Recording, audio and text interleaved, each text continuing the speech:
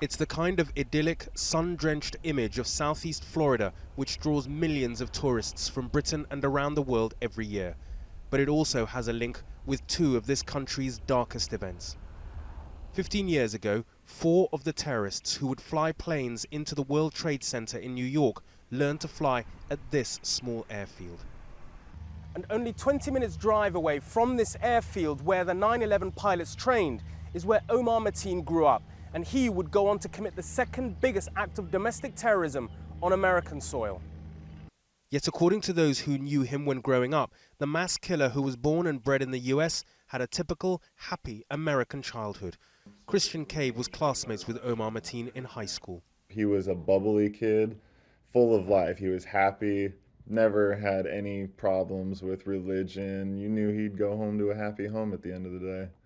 Until only a week ago, Omaar Mateen worked as an armed security guard at this resort, where flags fly at half-mast for his victims. It was here at this gate that his increasingly menacing and strange behavior began to be noticed. The last time I saw him was less than a week ago. I got into somewhat of an argument with him. I found out that he basically borderline assaulted my wife at 1 o'clock in the morning with my 19-month-old daughter in the car. So I was very contrite.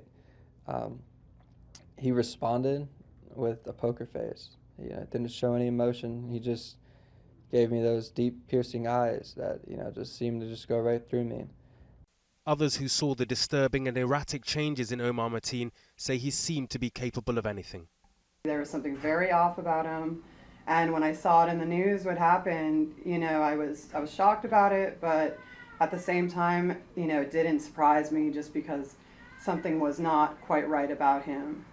This tragedy now leaves this small corner of the American region that calls itself the Sunshine State with a dark link to the 2 worst terrorist attacks this nation has ever seen.